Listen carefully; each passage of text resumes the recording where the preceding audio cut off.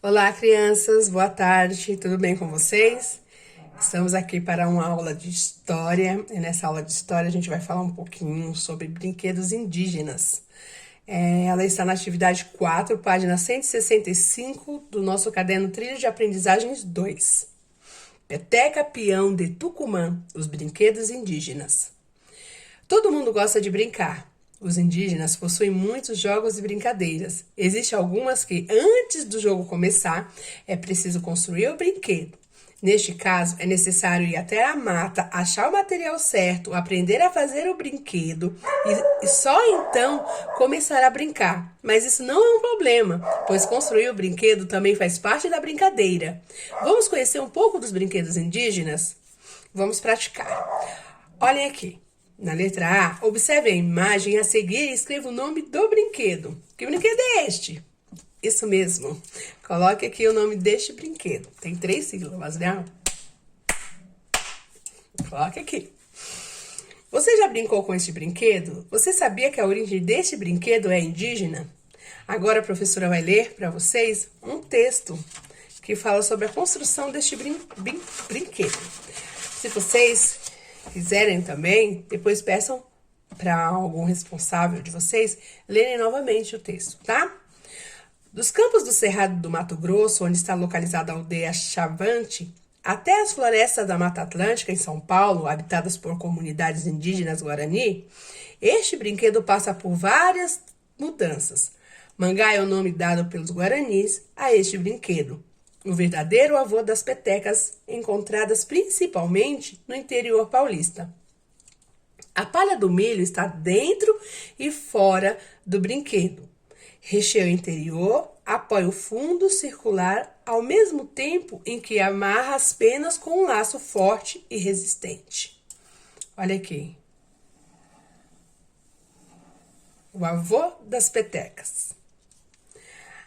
Agora você vai escrever, com a ajuda de um responsável familiar, um bilhete contando para um amigo como é feito a peteca das crianças indígenas. Aqui nesse espaço, no caderno trilhas de vocês vão fazer o quê? Um bilhetinho falando para o amigo de vocês como é feito este brinquedo, né?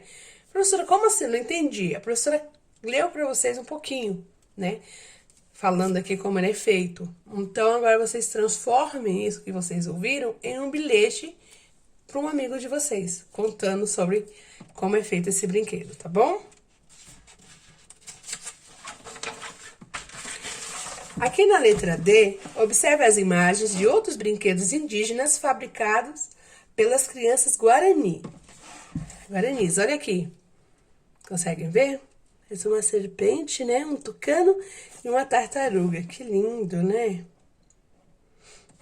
Após observarem, leia o texto. A professora vai ler para vocês. Depois, em casa, vocês podem reler aí com a ajuda de um familiar ou responsável para saber mais sobre esses brinquedos.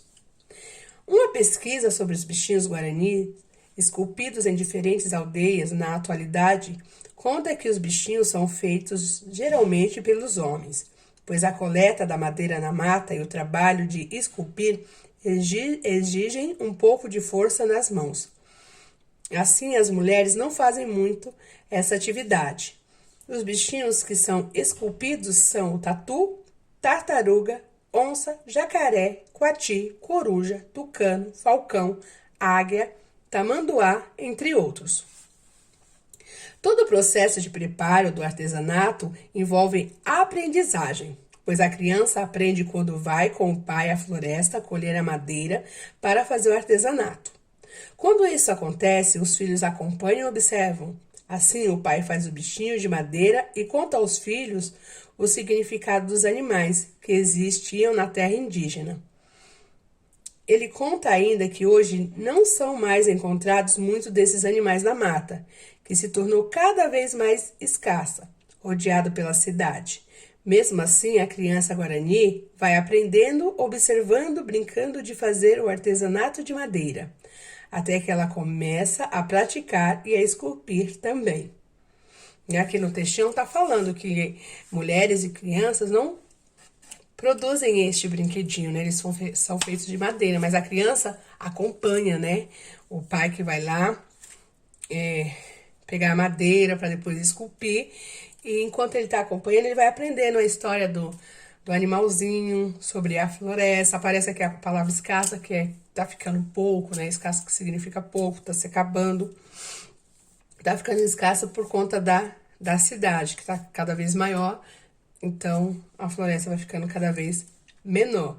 Aí, quando a criança fica maior, se torna um adulto, aí é a vez dela esculpir também. Na letra F, circule no texto os animais que vivem na floresta e são transformados no brinquedo de madeira, né? Na verdade, aqui, os animais são... Aqui, ó, fizeram os animais.